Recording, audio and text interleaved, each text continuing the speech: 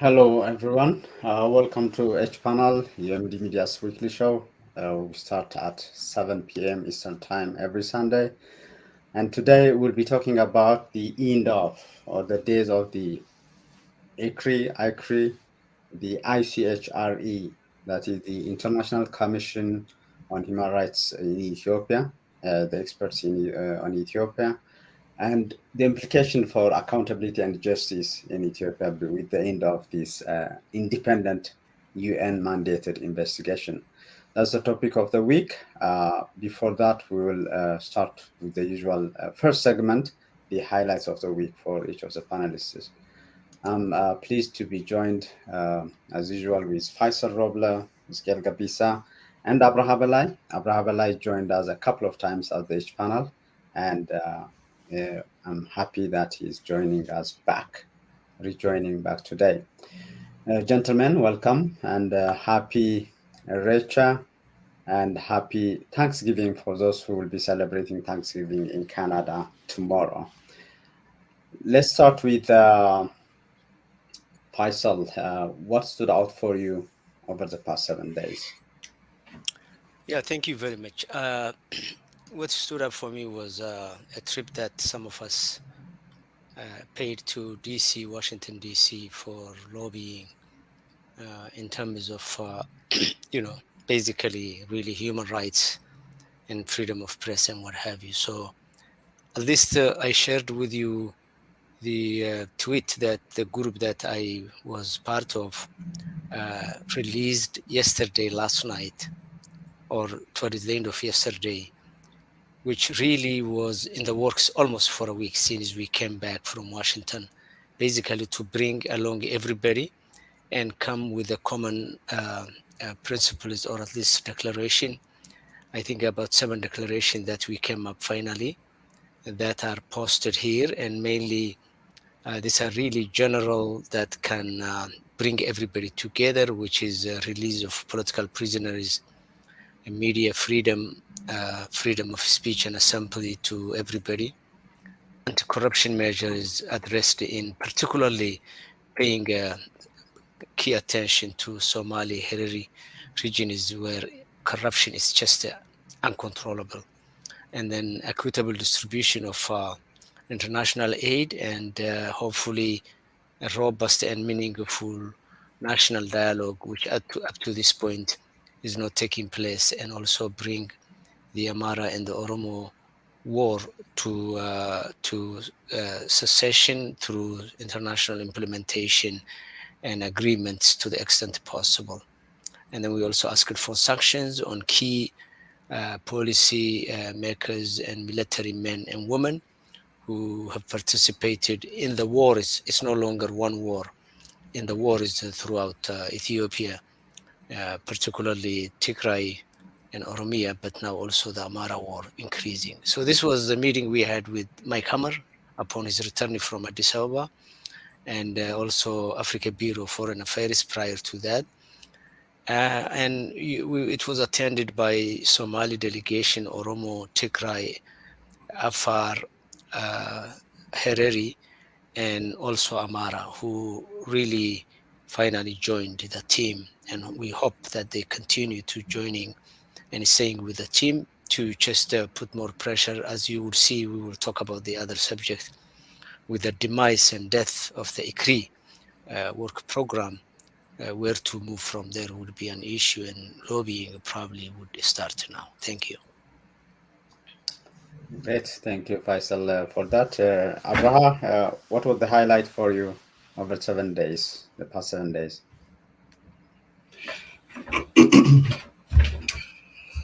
First of all, thank you very much for having me, and I would like to express my appreciation to brothers Faisal and Ezekiel for being men of conscience during the turbulence, during the genocidal war that was carried out in Tigray, still ongoing. But I have been listening to what you two brothers have been saying over an extended period of time, and on behalf of the voiceless. Really, I would like to share my gratitude to you for being unwavering in your support for justice and against the atrocities that were being carried out with impunity by allied forces of Abiy Ahmed, Isaias Afwerki, and their Amhara forces as well. So to come back to your question, still Tigray is enveloped by an atmosphere of melancholy and sadness because it's bearing the date of, tens of thousands of its date who died, who gave their life against those forces that came to wipe out the people of Tigray. So this is a major period of sorrow and sadness in Tigray that is still going on, although the government there is going to declare an official maybe 3 day of mourning. Still, what is breaking our hearts is that the war is raging throughout Ethiopia, in Oromia, in Amhara region. The government is inflicting the same kind of atrocities on the people of Amhara and in Oromia as well. Though the people in Oromia have been the victims for years now without any solution in sight. So basically, the third one is the death of the International Commission of Human Rights of experts on Ethiopia, ICHREE. And I believe this is a tragedy for the people of Tigray and for all of you who have been fighting for justice against those who carried out war crimes, crimes against humanity, ethnic cleansing in general, genocide, and still it is ongoing because of the presence of the brutal, merciless, inhuman soldiers of Eritrea, Isaias Afwerki, on many areas in Tigray, as well as those Amhara militias who are still exterminating the defenseless people of Tigray in the western, especially in the western parts of Tigray. That's those were the major highlights of the week on my side. Okay, great. Thank you, Abraham. Scale, again, happy Irreecha. I mean, outside Irreecha, maybe that could be your highlight. So what stood out for you? Well, if you want me to highlight that, then I will make that the highlight of this week. But I'm kind of pushing you, yeah. Yeah, actually, that was probably what stood out for me, but not the Irreecha celebration itself, but the way it was handled by the government this year. Now, under normal circumstances, the Oromo Irreecha is a spiritual gathering of thanksgiving, marking the passing of the dark and dangerous rainy season and the arrival of the bright spring days in September. When celebrated in its indigenous setting, the Oromo gather to give thanks to the Creator for the bounty of nature, for fertility, for reproduction. It's also an expression of recommitment to peace, observance of moral law, and respect for the law of nature. So Irreecha is essentially a space, a cultural space for Oromo, to celebrate regeneration and reproduction of the Oromo identity itself. It was such an attractive, at least over the years, the last 25 years since it started, it has become such an attractive space to celebrate peace, supplication, hope, and unity. So it's not significant just for the Oromo people, but because of its emphasis on the themes of peace, togetherness, and supplication and hope for a bright future, it is something that other groups, other national groups in Ethiopia would celebrate along the Oromo people. It has its origins in the Cushitic people's culture. So it's also an occasion where other people also could have a kindred spirit with the Oromo people. But this year, as I think that Oromos and non-Oromos have come to notice, the Oromia government and the Oromia Prosperity Party has taken over the entire proceedings of the Irreecha, the planning, the site, the selection of who celebrates, and how Irreecha would be celebrated. What unfolded in Addis Ababa on Saturday is not a celebration of what I just explained Irreecha is, but a shameless political gamesmanship at its worst. For nearly a week, all major roads leading to the site of celebration, the festivities at Mescal Square, were closed off to traffic. All public transports were coming to a screeching halt around 2 p.m. In the city.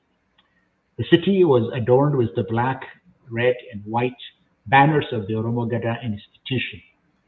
All public squares, including even the equestrian statue of Emperor Menelik, at other times a controversial site, it was also adorned with this banner in the city. Business in Shaggar city were required to hoist this banner in front of their establishments under duress, under pain of punishment. Now, what is surprising about this year's Irreecha is that last year, the festival was nearly cancelled or banned, citing threats to public security. If anything, this year, public security, the situation of public security is worse than last year. So what changed that justified the hype and the hoopla? What justifies the increased intervention by the government, the excitement that they tried to generate among the Oromo, and what the psychodrama surrounding the festival that was almost cancelled last year? Well, it is politics, pure and simple. Last year, the regime was at war against Tigray, and the Amhara region was in full support of that action. The Oromia government was also on board. But this year, the regime is at war against the Amhara that supported against Tigray. Now, despite several requests that I know from my internal sources, that Tigray wasn't willing to go to fighting another internecine war with the Amhara. And it's not going well. We know that it's not going well for the regime in the Amhara region as well. All of the state action surrounding the Irreecha festival this year is entirely meant to appeal to the Oromo, to whip them up to support its action against the Amhara. That is basically what the Irreecha celebration was in Addis this week. I think, in my opinion, it's a desecration of the Irreecha, which is supposed to be free from political intervention. In the hands of the profane, the sacred Irreecha was desecrated. It lost its authenticity. It lost its purpose, and used as a political tool to irritate, to irritate the Amhara politicians, especially the comrades of the Oromo Prosperity Party politicians, former comrades, in Addis Ababa and in Bahar Dar, simply to irritate them, on the one hand, to please some Oromo circles. So the Irreecha had been desecrated, as you said. It has now become a source of inconvenience for Addis Ababa residents and a source of animosity towards the Oromo people. It all indicates that the regime stops at nothing to protect its own power. I hope that non-Oromos and Oromos would be able to see the difference between Irreecha in its indigenous settings and in the hands of the Bagada and in the hands of politicians who would desecrate anything to protect their power. That's what stood out for me. Thank you, Skel. It's very important how cultural, religious, and spiritual celebrations have been weaponized, for different reasons by different regimes, including the current one. Let's go to the topic of the day, the ICHREE date, and this is Reuters reporting on October 4th. The UN mandated investigation into Ethiopia atrocities lapses, and others the same way picked up the same news where they talk about, for example, the Guardian said, despite reports of more atrocities, the UN investigation into Tigray abuses to end. The name of the commission is Human Rights experts on Ethiopia, so it was investigating Amhara, Oromia as well, and it was meant to continue, but it ended despite all what's happening both in Tigray still, in Amhara, and in Oromia. The ABC News, the same, and it gives a hint no one has asked for it to continue, including the European Union, that was a key element in establishing the same commission. So with that, Faisal, give us a kick start in terms of what is the implication of this, and even the way it ended was just a day after, at least the news came after the day the commission itself reported in a 9-page report from October 3rd with the title, The Acute Risk of Further Atrocity Crimes in Ethiopia, and an analysis. So they provide an analysis that there is acute risk of continued atrocity crimes in Ethiopia. Faisal. Yeah, thank you very much. Yeah, I think it's very sad that funding has been stopped and they put the work program to a stop. I think they have done an excellent job to highlight some of the findings that they discovered in Tigray, in Amhara and Afar region, and they also mentioned in the report the Oromia region. I think it would have been great if they continued the work and probably helped phase 2 and 3, because in the conceptual framework of the report, the report is mentioning that it's based on the concept of transitional justice, reparation, what have you. So it had a long-term prospect to really continue. I think it was stopped simply because, as you said, and actually you forgot, Le Monde also wrote an article on this, where they said, if the people who are concerned are not asking, why do we care? Why do the rest of the world? So I think we expected Prosperity Party's leaders not to ask for extension because they never wanted this.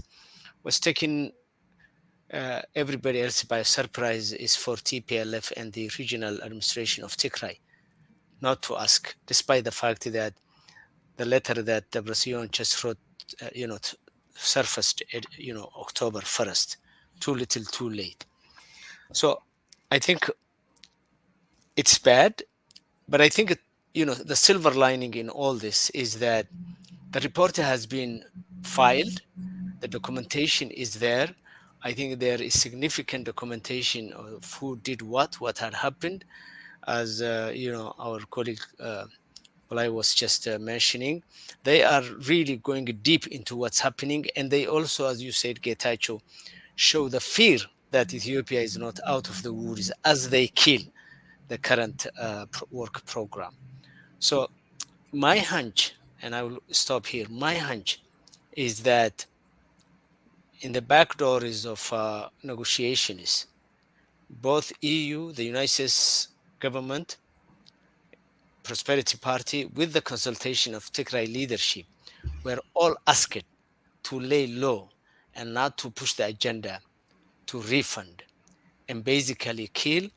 And phase two of killing this report and this funding, this project, would be to seek a buy-in for the national dialogue, which everybody would say we can reform this, we can add A, B, C, D, some items to the ongoing national dialogue prosperity party fashioned, and then we can see what we can get out of that. But I think there is a unanimity behind the scene that the big powers and the clients of the big powers, including the TPLF, Regional Administration of Tigray, and PP, all agreed not to push this thing. Thank you. Thank you, Faisal. Abraha, I just was showing the letter October 1st from Debrecen, who is the chairman of the Tigray People's Liberation Front, TPLF, which is a party to the agreement in Pretoria. So first, like Faisal said, this is too little, too late. But the other side of the equation is what is reported here. The European diplomat saying to Le Monde that what is the point of renewing a UN commission that neither the Ethiopian government nor the Tigray authorities want. So what is your take? I mean, the person who have closely followed what's happening in Mekelle, what is your take of the Tigray government or the TPLF in all this, in the ending of the investigation, Abraham? Well, I think that the International Commission of Human Rights Experts on Ethiopia has come to an end is a blessing in disguise for Tigrayan authorities. Of course, it is an outstanding victory for Prime Minister Abiy Ahmed, but it is also a blessing in disguise for the interim government in Tigray and the TPLF. The TPLF has a history of betraying the Tigray people for a very long time. Actually, natives like me, myself, natives of Tigray, regard the TPLF as a mercenary group that has slowly and surely brought the Tigray people to near extinction. It has never had championed the cause of the Tigray people for over 30 years. It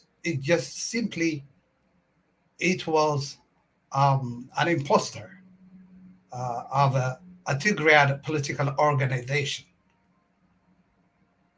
We have the confidence that had it not been for the TPLF officials who have a strong, solid record of betraying the Tigray people, the war could have ended about a year ago when the Tigray Defense Forces, TDF, was at its height, and when it wiped out about 5 army divisions of the Eritrean regime in a matter of 72 hours.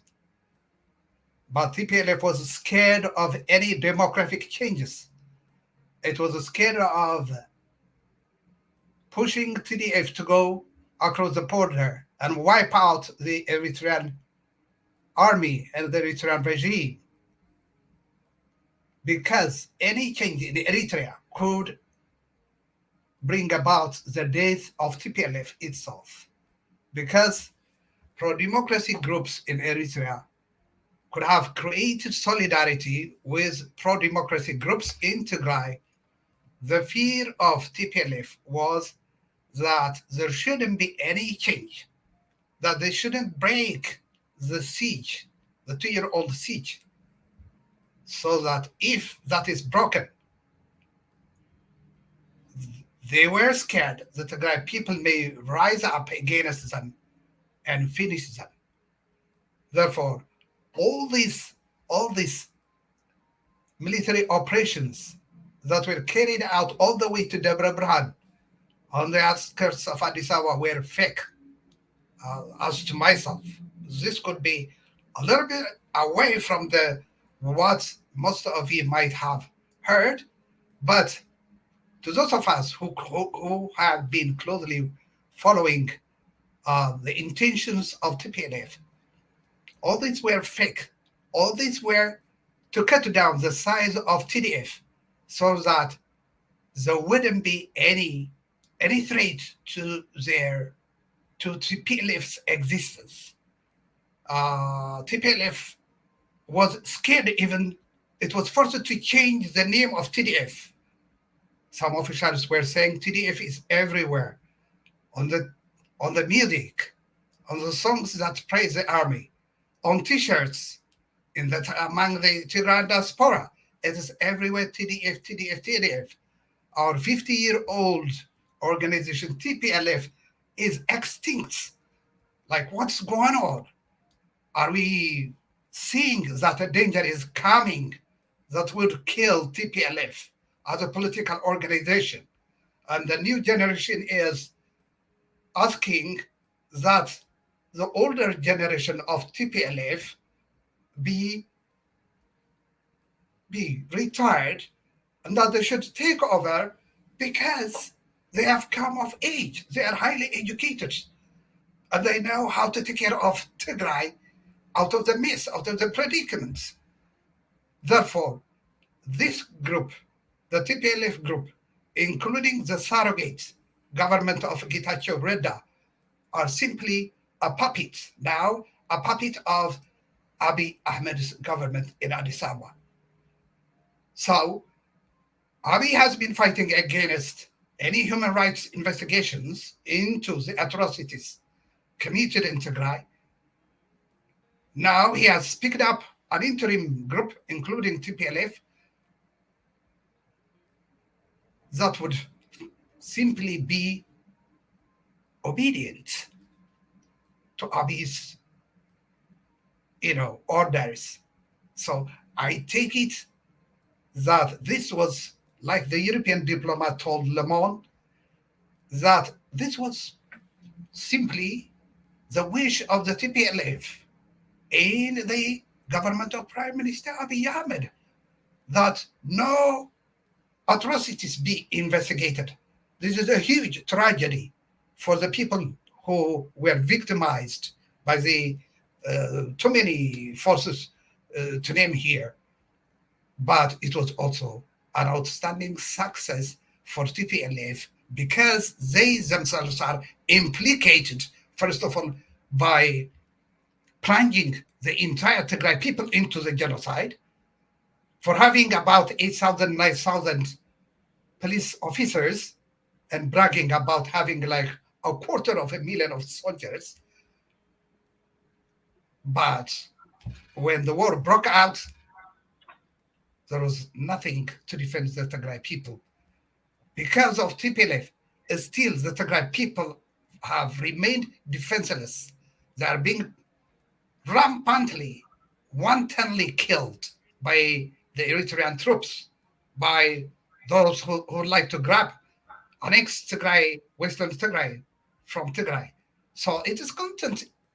The government of Getachew Reda and his TPLF enablers are content that they remain safe in Mekelle. Even if the rest of Tigray is annexed by any forces, they truly don't care as long as Abiy Ahmed gives them sanctuary, gives them refuge in Addis Ababa. This is so much that the Tigray people are, are just defenseless. It's like a human body without immunity. They are prone to multitudes of problems. They are the most Tigray people, the most vulnerable people that don't have any defense. Therefore, this is to sum it up. The coming to an end of this ICHREE is just a blessing in disguise for TPLF as well, which has the history of betraying the Tigray people, even as it was witnessed during the 1998-2000 Ethio-Eritrean War. Just to as a short reminder, when the Ethiopian Defense Forces were on the verge of exterminating or wiping out the Eritrean army, it was Meles Zenawi who stopped it, who aborted Ethiopia's victory, who perpetuated the Eritrean regime's life that has come now as a huge genocidal force against the Tigray people. That time, the Bademe was by the Hague court awarded to Eritrea, but the late Prime Minister, Foreign Minister C. Mesfin lied to the Ethiopian people, saying the court has awarded Bademe to us Ethiopians. At that time, I had a website which is called Deke Alula. It was popular among Ethiopians. This was a website that preceded Ethiopia. At that time, through Deke Alula, I posted, the Foreign Minister C. Mesfin is lying to the Ethiopian people. Don't trust him. C. Mesfin's group has been working with the Eritrean group to hand over the victory, the court victory, to Eritrea. So this is a long history of acting a long history. That history is repeating itself now that Gabriel Michael is posting an October 1st statement saying that the ICHREE duration term should be extended. I don't think so. Thank you.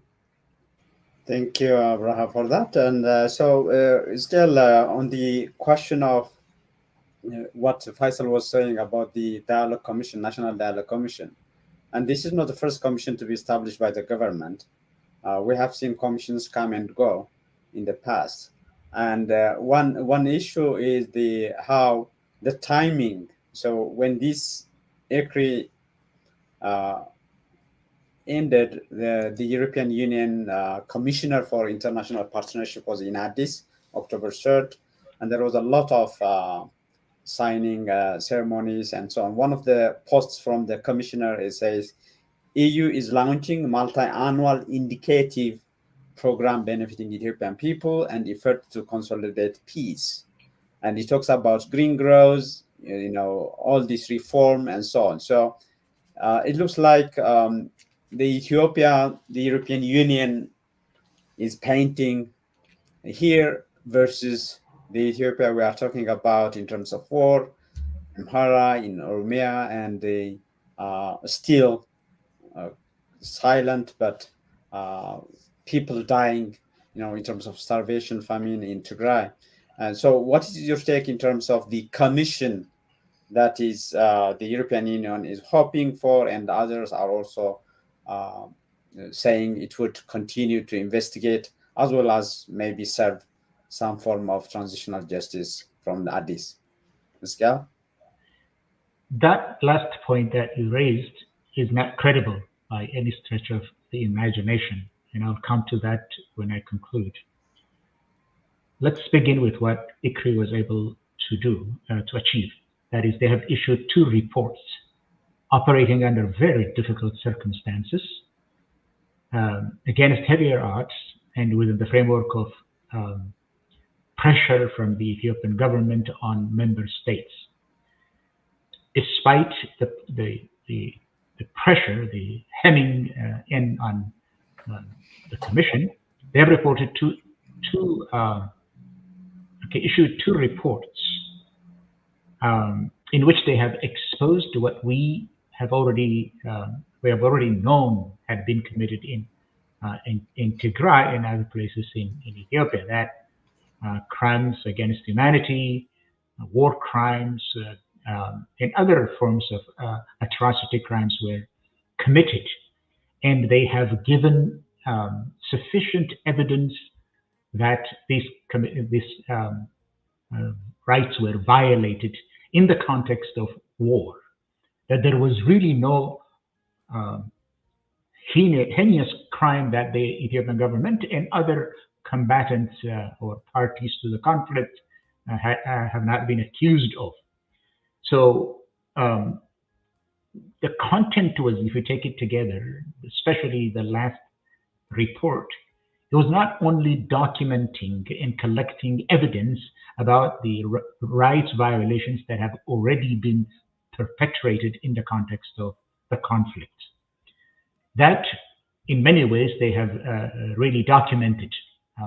And under normal circumstances, you would think that because the evidence was so compelling, that this would be referred to the International Criminal Court.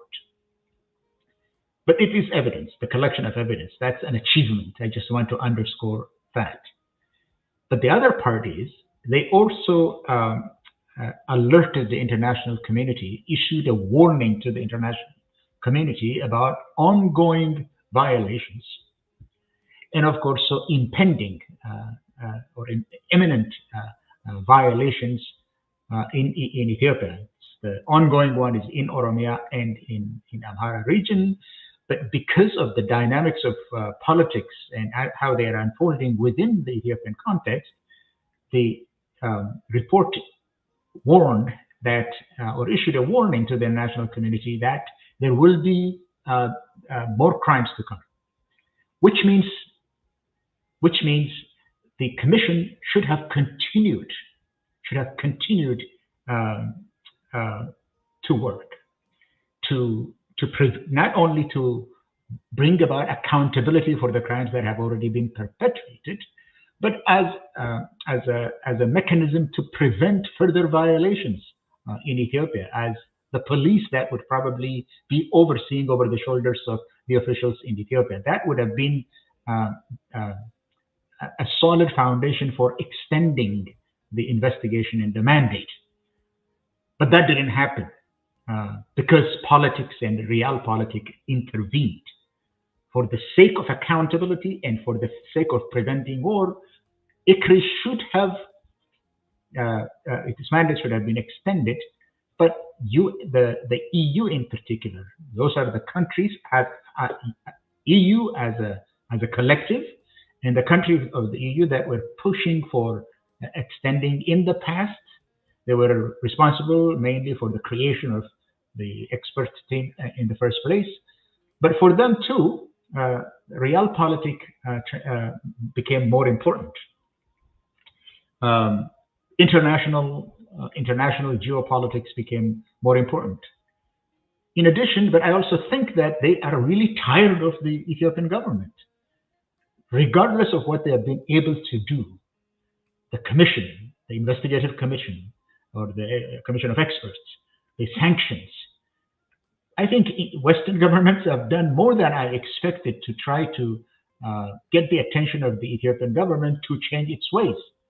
But the Ethiopian government turned out to be obstinate in many respects, not responding to political pressure, not responding to diplomatic pressure, not responding to economic pressure, absolutely aloof, absolutely impenetrable.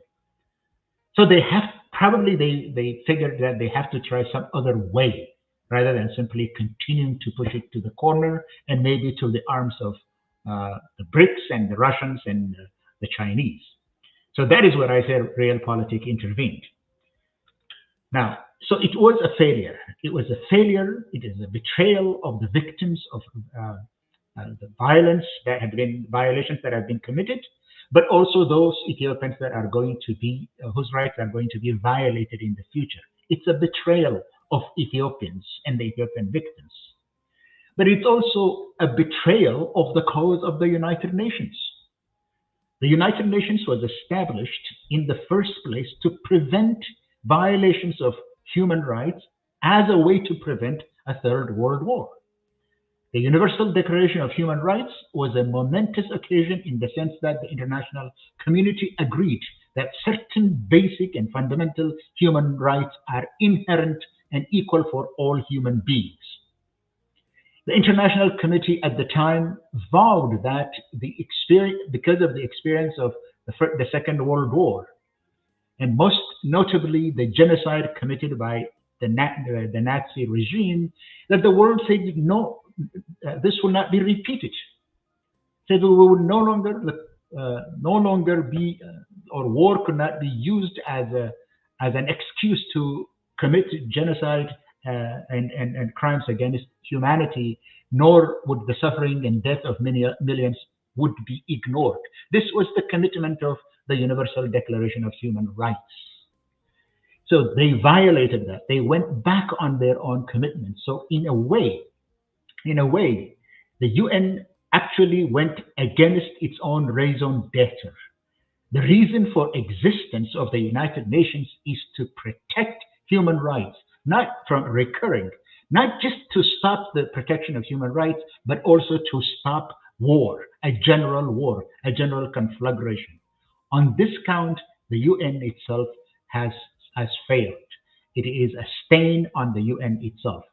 The Ethiopian government would never be independent enough, would never be inclusive enough, would never be transparent enough to conduct an independent, transparent, and inclusive in the sense of including the victims themselves, transitional justice. Number one, transitional justice is, as the name indicates, it's a transitional justice. There is no transition in Ethiopia. What transition is there in Ethiopia? The rise of a personalist dictatorship is in place, and who in the world would expect a dictatorship, a personalist dictatorship, to investigate itself and bring people to justice? It goes against any intuition. It doesn't work this way. So the victims are going to be forgotten. But that seems like the order of the day today in the world in general. Okay, thank you, Scale, for that. And just for our viewers, the ICHREE on September 19th, 2022, it issued the first report, a 19-page report, and then on the 14th of September this year, 2023, it issued a second report, which is a 21-page report that we are showing on the screen. And the third one is the analysis we mentioned, just a day before we came to know that it's ended its mandate. On October 3rd, it issued a 9-page analysis. So all this you can find them all on UMD Media's website. We'll post it later. So, gentlemen, let's go to then what? That's what we have in the title as well. Now what for justice and accountability? So, anything that could be done by other bodies, and even in terms of getting anything out of the transitional justice mechanism that is being built. As we mentioned last week, the Tigray government, interim government, has had written a letter to the government of Ethiopia to revisit the model itself, because it was not even part of the design of that transitional justice model. So Faisal, what do you see playing out in terms of domestic actors acting and whatever international actors could do with the end of this? Yeah, Getachew, I will start with what Scale said in terms of the world being fed up of Ethiopia. Indeed, the world is fed up of Ethiopia. I don't think they have a formula to solve Ethiopia's problems. It has gotten to a point where it's so messy that people are just saying, how can we walk away from this quagmire? They made mistake at the beginning when they watched the Tigray war. People dying like flies, food being blockaded. And I think, the world is shame is even beyond the limits, whether it's the UN or whatever. They are beyond human limits as far as the situation with Ethiopia is concerned. What is the current thinking around the diplomatic corpses? I think there seems to be fear. Whether that fear is justified or not, I cannot say. But there is a fear that Ethiopia could easily disintegrate if things go this way, simply for several reasons. Number one, even diplomats are now saying the Tigray truce and the Tigray cessation of hostility, although the big guns are silenced, it has not delivered what it was supposed to do. People are still dying, as my colleague said. Eritrea is still inside. Rape is happening not only in Tigray, but in Oromia, in Amara region now, and in Afar. It is really a situation where the crisis level is beyond the comprehension of Europeans. What they did to the ICHREE is a walkaway from what they initially planned, which was to see if they can get transitional justice by empowering ICHREE, funding ICHREE, and taking the findings to implement. Now there is no implementation. It just became what the UN cliche says. If you want to kill a project, organize a committee and the committee will kill. That's exactly how I'm reading what had happened now. Whether that was an accident or not, I cannot say, but the UN killed that project, and to the credit of my colleague Skial, the UN should feel ashamed. I think, where are we now? I think the international diplomats are saying we cannot do anything. We tried. Doors are closed in Addis Ababa. So let's see what we can tell to people in order to coax Abiy and his team to say we are rewarding. Stick didn't work for them. Now they are probably trying the carrot, and usually you do the two, carrot and a stick, but they completely abandoned, and PP and Abiy team know that. They completely abandoned the stick, and now the carrot is coming. They will give money, and they will also fund in a big way in the coming few months the national dialogue. And opposition groups will be told, and lobbyists in Washington, D.C., in other areas, you have to participate. This is all we got. Take it or leave it. So with that, I think two things could happen.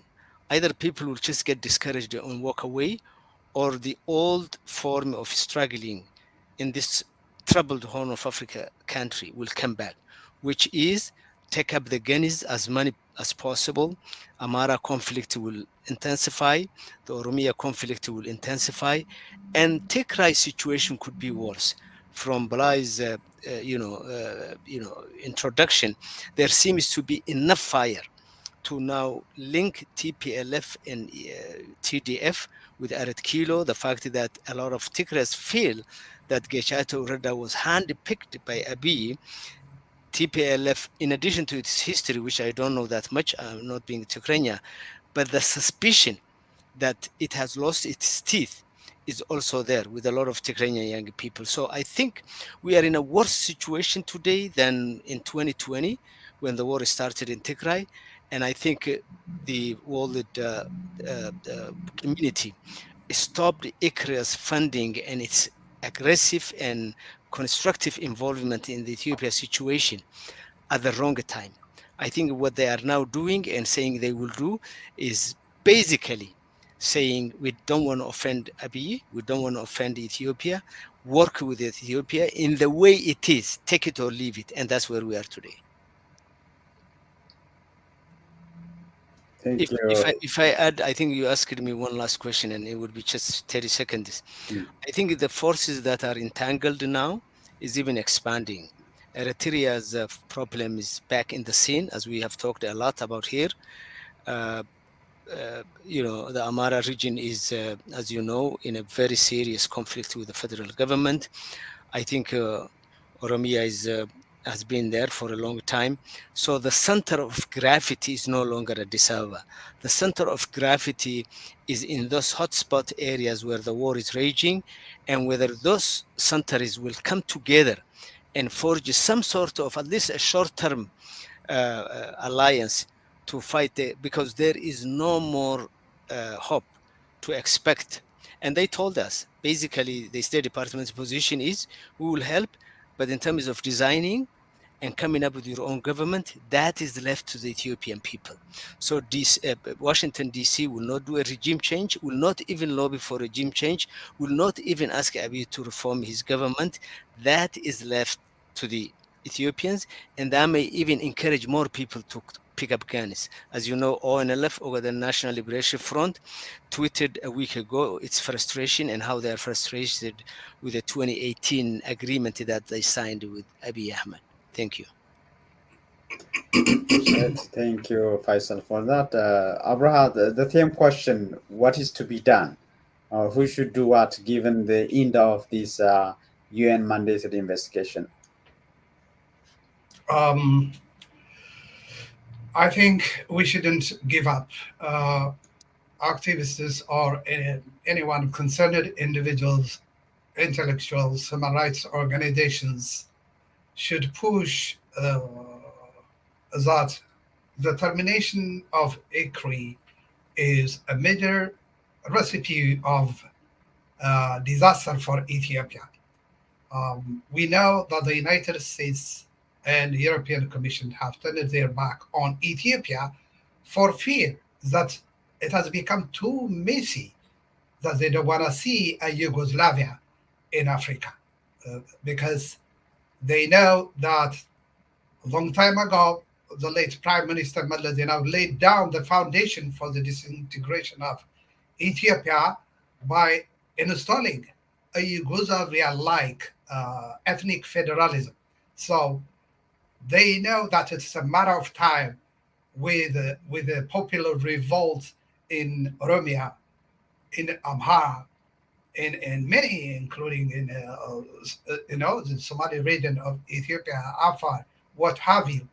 Like every region is anticipating what would happen if this country, which is on the brink of disintegration, collapses, how they would survive. So we should push that turning their back on Ethiopia wouldn't be a solution. It would be,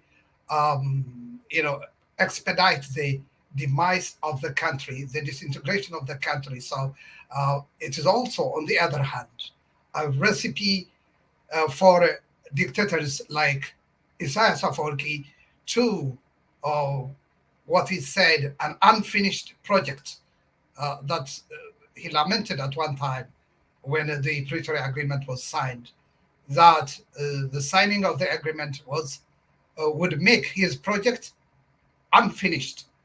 Therefore, when organizations, the main UN Commission that was entrusted with the responsibility of investigating human rights atrocities in northern Ethiopia, Amhara and elsewhere in Oromia, as well as other parts of the country, has come to an end, then obviously that is a boost to dictators like Isaias Afwerki. Hey, come on, go back and finish wiping out the Tigray so that your project is carried out to completion. So before this happens, before strike a danger or a disaster strikes Ethiopia, concerned individuals like human rights groups, human rights organizations should voice the danger that forces like European Union and the United States government should give their full attention to Ethiopia to save the people and the country from collapse. That's what I would say. The only visible solution I have in mind is that I think genocide or war crimes, wherever such crimes are committed, it's not only the victims or that country that's responsible to bring the accusations, the charges to the attention of the international society. Any nation has the responsibility to bring the perpetrators of the crime to the Security Council of the UN or to the ICC.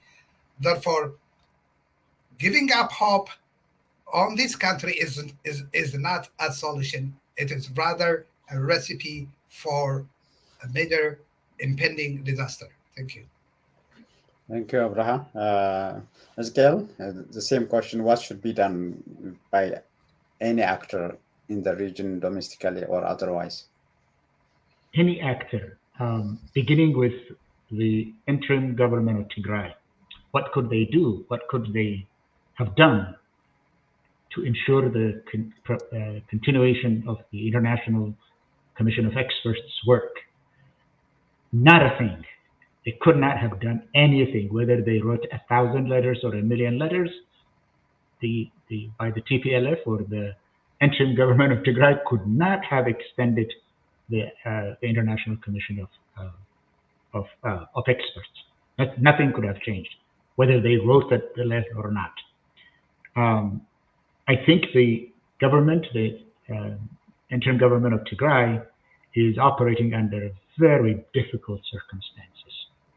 Their concern is not just Ethiopia. It's not they're cavorting with the Ethiopian government because they are in cahoots. It's a choice between two evils. There is the Eritrean government. The Eritrean threat has not disappeared. That threat from the north is still on the minds, weighing on the minds of the Tigrayan officials, whether they are TPLF or the government. Now, because they have chosen Abiy as the lesser of two evils, and rightly so in my calculation, I think there is a respite from war itself for the people of Tigray. There is a situation where many my own friends from Tigray were able to go back and see and visit with their relatives, see who survived and who died, the loved ones to be together.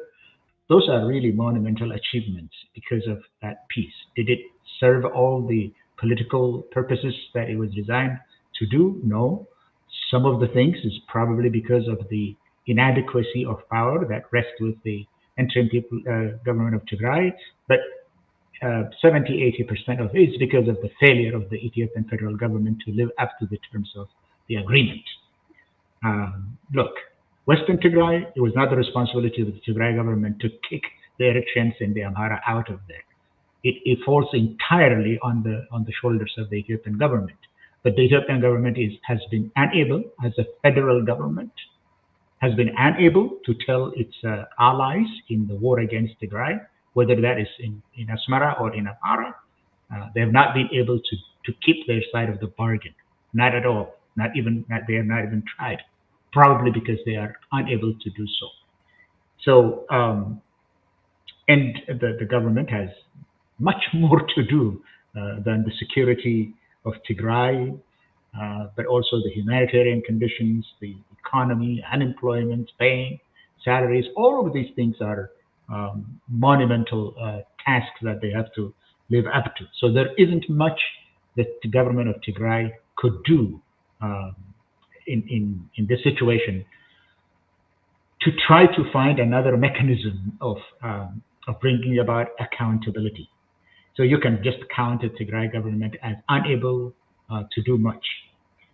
What is to be done on the part of the international community? I think the part of the international community that has played out, that process has played out.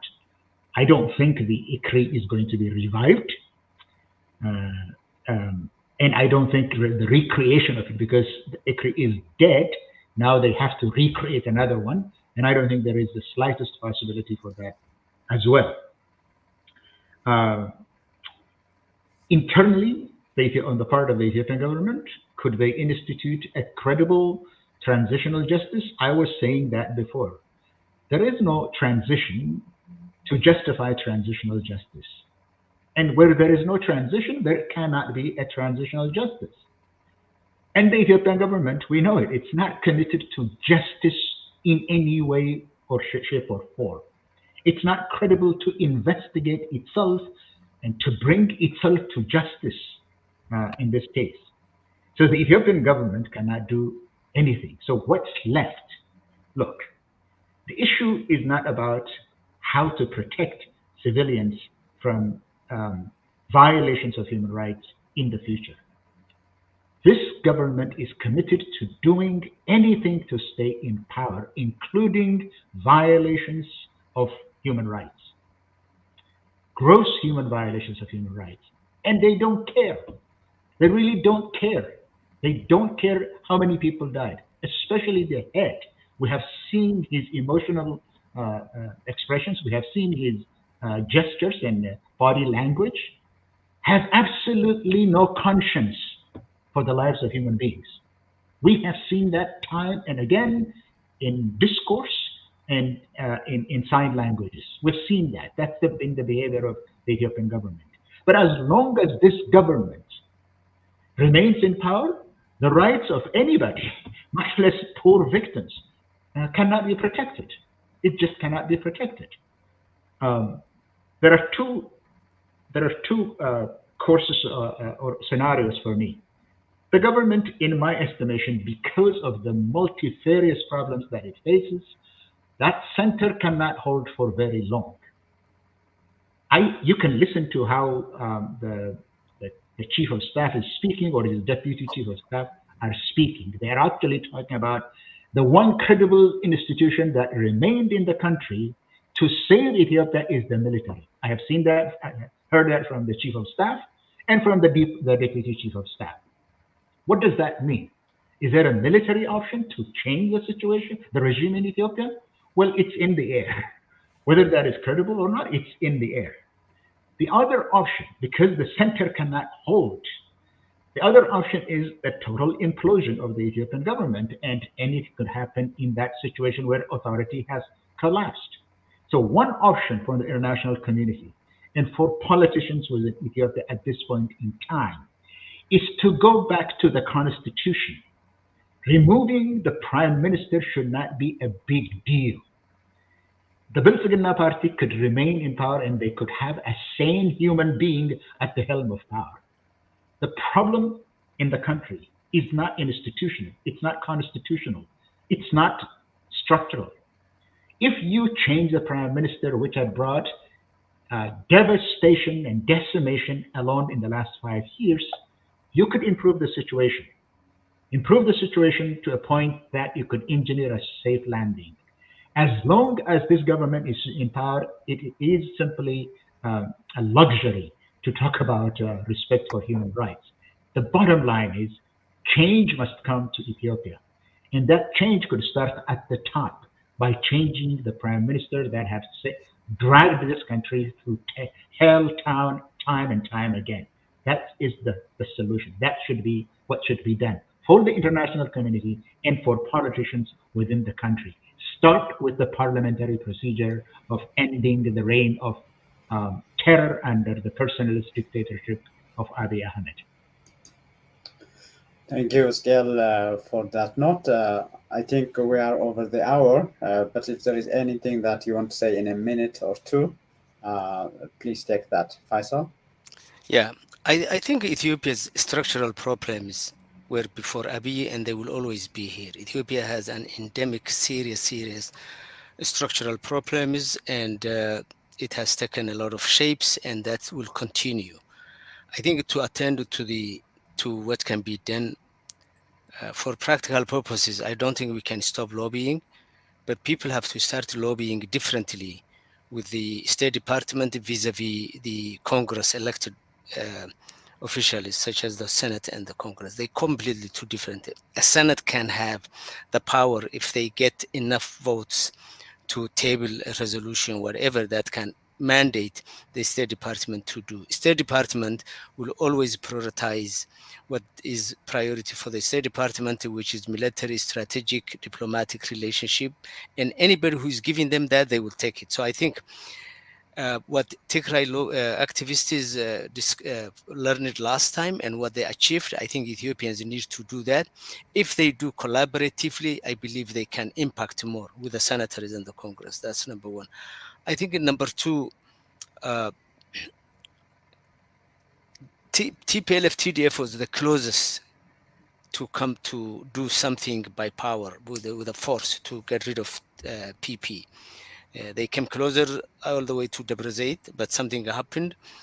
I think if the opposition groups wanted to overthrow the sitting prime minister and his office, they need to collaborate. They need at least to agree on a minimum program and then approach from Amara region, from Oromo region. But the sad story is their disagreement is bigger and more pronounced than the disagreement they have with the PP. So that is in itself is a hindrance. And lastly, I share with the scale the concept that says, I don't think we should be at this point in time prioritize the criticism and the harshness towards TPLF, TDF. They are in a very tough spot. I would not wish to be in their shoes. I think under the given they have tons of problems all the way. I mean, for us, a Somali, what they have done in the Somali region has yet to come, and those issues can only be addressed in transitional justice when the right time comes. But from the condition under which they came from that war and where they are, I think we need to be a little bit magnanimous and a little bit higher than the local issue and look TPLF, TDF within the greater scheme of where Ethiopia is, what they are, where Eritrea is. And my wish is to give them a room to recuperate and then probably regroup until the right time comes. Thank you very much. Thank you, Scale. Thank you, Faisal, for that final thought. And Abraham, 1 minute, please. Okay, thank you. I share what Gail and Faisal said about the situation in Ethiopia. If it was possible, the solution could have been easier to remove that the prime minister, but it demands very tedious, very back-breaking job that all the polarized groups in the country should come to forge a unity for the sake of saving the millions of people in the country. When it comes to Tigray, I think there is, I would like to highlight that TPLF has practically hijacked the popularity of TDF. Now, TDF is being held hostage. The Tigray people are being held hostage by TPLF. Young activists, highly educated activists that have been saying, that have been vocal to the 50-year-old journey of TPLF are saying enough is enough. We need change in Tigray. We need an interim government that comprises all the stakeholders. TPLF should end its monopoly because it is a mother of disaster. Therefore, so far, people might have had some positive perceptions about TPLF, but the notorious number one enemy within the Tigray society is TPLF, and as part of the opposition Tigrayan groups, I would like to voice concern that we should extend support to the opposition groups in Tigray that are trying to replace the old TPLF. Thank you very much. Thank you, Abraham, for that. Scale, a minute. I think I agree with the notion that Tigray needs transformation and transition with the principle. Ethiopia also needs transition and transformation. I think the internal politics could be decided in due course within Tigray, and I think that one of the presidents, the deputy presidents, is actually working on possibilities of democratization. The institutions that Tigray would need in the future to make that transformation, political transformation, as to how the local political situation in Tigray would be transformed to serve the Tigray people better. So that is a matter of time. It would happen in time, because generations change, attitudes change, and time would probably tell what would happen. A transition for Tigray is also needed as much as it's needed elsewhere in Ethiopia. So transition for Tigray cannot happen only in Tigray. It could only happen within the context of Ethiopia. That is a long way off. There is a lot of political hurdles. This is not what only TPLF can do in Tigray. Tigray cannot be a transformed political space and make its own transition apart from others in Ethiopia. So I just wanted to chime in and say repeat what Faisal said. Time is of the essence. Is it time for to bring all the political differences, big and small, into the open and litigate that for Tigray, or other priorities? I think Tigray needs time, respite, a little bit of recuperation.